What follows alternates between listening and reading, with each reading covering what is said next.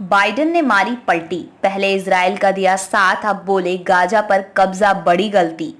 अमेरिकी राष्ट्रपति Joe Biden ने इजराइल हमास के बीच जारी जंग के दौरान कहा कि हमास को नष्ट किया जाना चाहिए, लेकिन फलस्तीनी राज्य के लिए एक रास्ता भी होना चाहिए।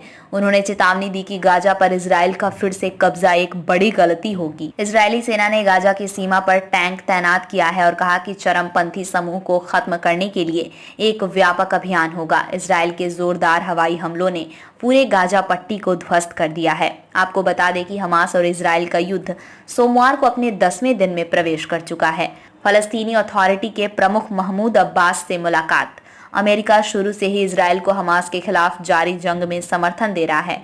इससे पहले अमेरिका ने इजराइल को समर्थन दिखाने के लिए अपने 2 वॉरशिप इजराइल के समुद्री सीमा के पास भेजे हैं।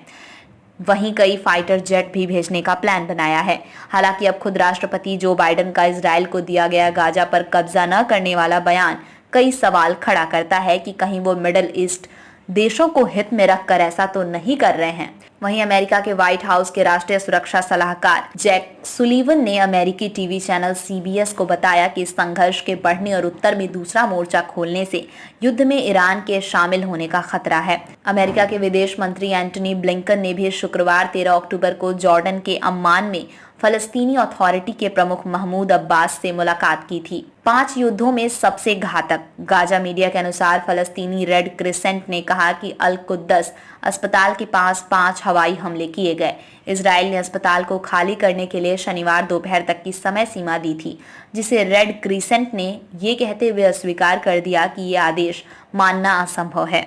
गाजा स्वास्थ्य मंत्रालय ने कहा कि लड़ाई शुरू होने के बाद से 2670 फिलिस्तीनी मारे गए हैं और 9600 घायल हुए हैं, जो 2014 के गाजा युद्ध से भी अधिक है, जो 6 सप्ताह से अधिक समय तक चला था। ये दोनों पक्षों के लिए 5 गाजा युद्धों में से इसे सबसे घातक युद्ध बनाता जा रहा है। पिछले युद्ध के मुकाबले ज्यादा मौतें। हमास के 7 अक्टूबर के हमले में 1400 से अधिक इजरायली मारे गए, जिनमें से अधिकांश नागरिक थे।